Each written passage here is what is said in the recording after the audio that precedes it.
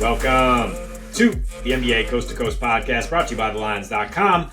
I'm your host, Nate Weitzer, rounding out the week with our guest, Mo Nawara, filling in for Josh Lander, who's on a little bit of a vacation here, but we'll be back soon, and we will continue to bring you these videos throughout the rest of the regular season, every single weekday. If you like and subscribe, you'll know as soon as we get a video up. We got best bets, we got player props coming off a 2-2 night, a little split there. In the props, we'll try to get 3-1 or better here on a 9-game slate on Friday. So Mo, kick us off with a winner. So I went with Kobe White under 19.5 points. It is plus 110, so a nice price here. He's averaging 19.3 and then also facing a leaky Milwaukee perimeter defense, obviously, with Malik Beasley and Damian Lillard. So in that sense, it looks like a pretty decent spot for him to put up some points. But I'm mostly looking at where he's at in his season, which he's leading the league in minutes, and he's already played more minutes than he has played in any season in his career. And I think he might be gassed. Only scored 20 plus once since the All-Star break, and that was exactly 20. And he played 50 minutes in the last game, and now playing their 3rd and 4 here. The Bulls are on the road. It's a pretty flat spot for them. It's a spot where, it's a spot where basically, even though Milwaukee isn't good on D and the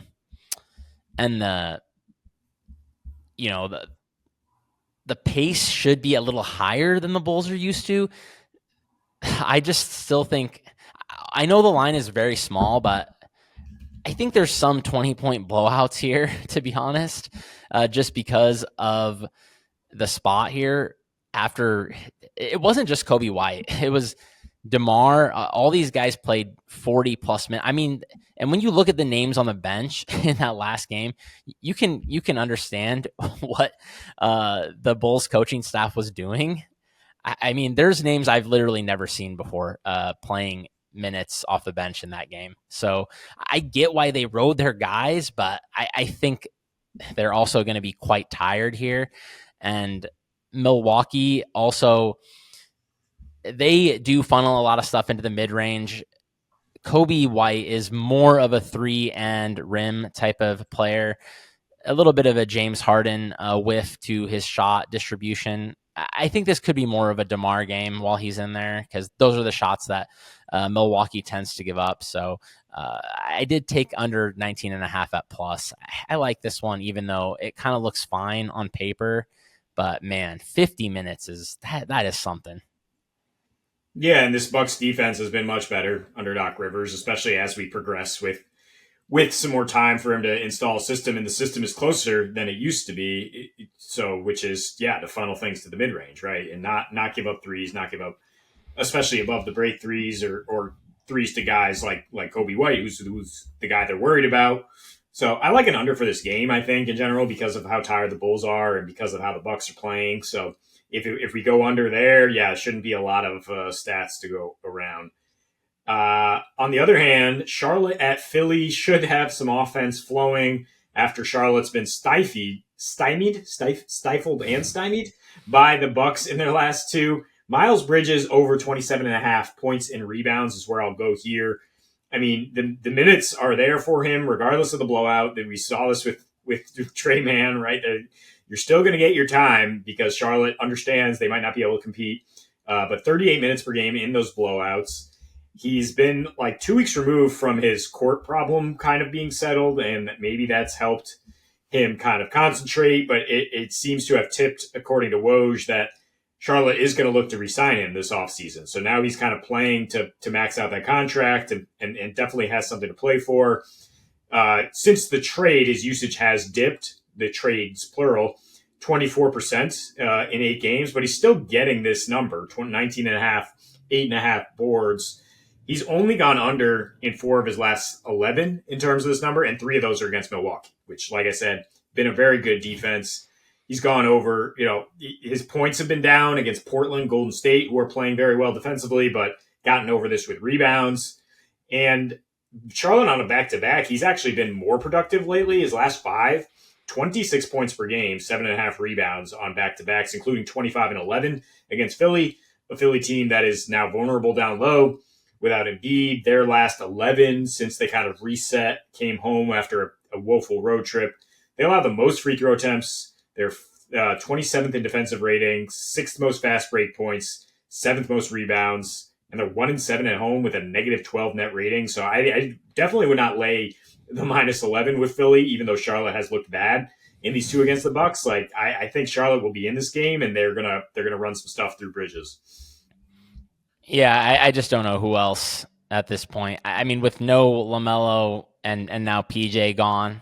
I mean, PJ was having like the odd 40-point game earlier this year. Like, this is just Bridges or bust, I think it looks like at this point. I mean, I guess Brandon Miller, but that's about it. And yeah, it's funny you say that about those Bucks games. Like, natural for him to go. I mean, they were down 40, 50 points in these games. I mean, they made that last one look kind of fake close with a 10 plus 10 fourth quarter or something, but they got buried in yesterday's game too. So I would think Bridges would get some numbers.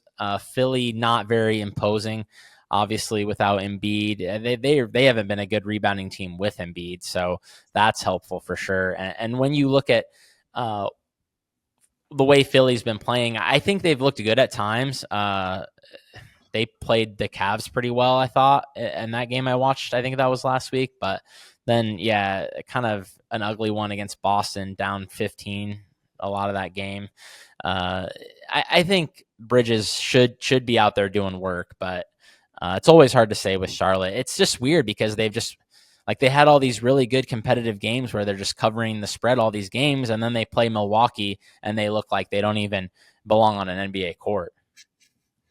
Yeah, and speaking of which, we've got a couple Washington Wizards to round out this Friday slate as they do the second half of a back-to-back there in LA, take on the Clippers tonight.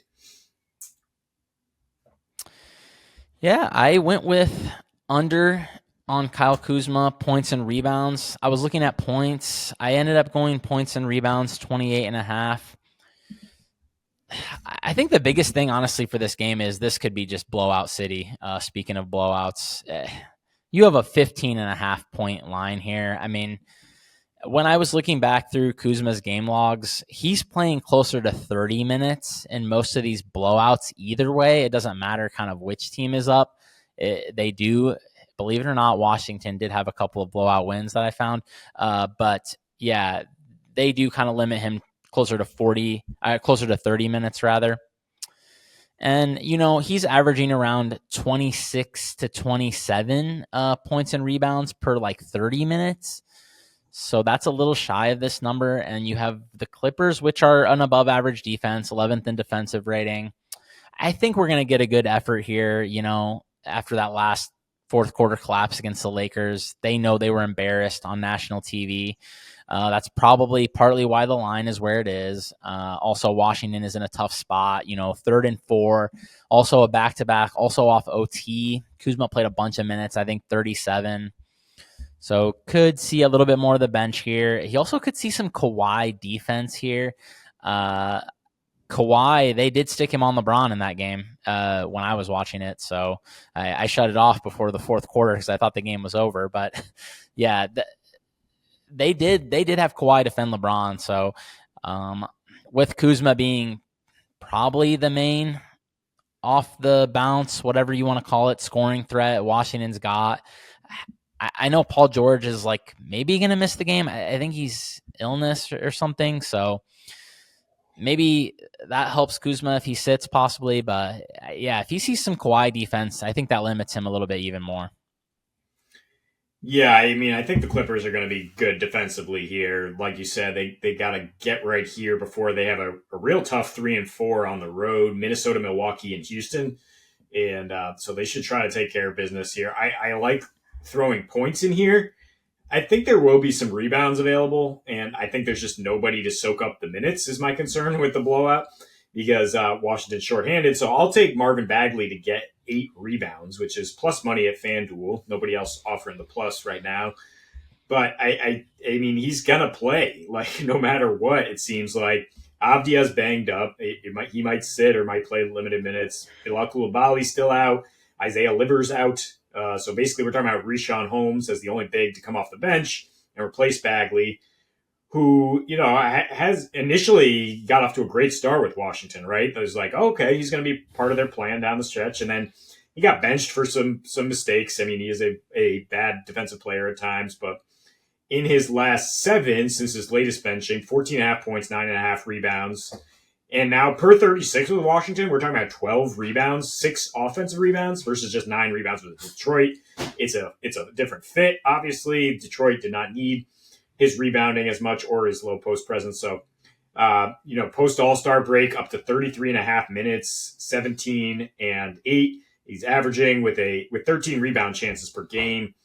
Zubac is questionable with an illness, which certainly would help here. But the Clips, yeah, they are allowing the 4th most paint points, 4th highest rebounding rate in February. Kind of shored that up against the Lakers a little bit, but this is maybe a trap spot. We'll see how they react based on the tough stretch I talked about coming up. And I mean, even in 18 minutes off the bench, Bagley did get 10 and 8 against this team that doesn't really play a traditional power forward and hasn't been rebounding well. So I'll hope that Kuz does not get those boards or he's too tired and they bounce his way. Yeah, I think I would definitely recommend keeping an eye on that Zubac situation because especially if Zubac doesn't play, like this line isn't going to adjust very quickly, So I would guess people would be able to get in a nice price here on this Bagley rebounding over. And yeah, if you're not going to have Bagley hanging out by the basket, I mean, why do you even have him on the court, So it definitely makes sense that his rebounding is up since the move. Avdia situation definitely of interest. He played a bunch of minutes, I believe, and came back from injury. He's been a monster on the boards. So if he were to sit also, I think that would help quite a bit as well. So quite a few moving parts here around this team, at both of these teams, really. So pretty fluid situation with multiple players who could possibly sit or play. Deep cuts here for the NBA injury report, checking out if Patrick Baldwin Jr. is going to be active for the Washington Wizards. But that is what we do here. We delve into it to try to bring you some winners and keep following along. We'll have player props, best bets up for you all next week. And until we see you next, happy betting.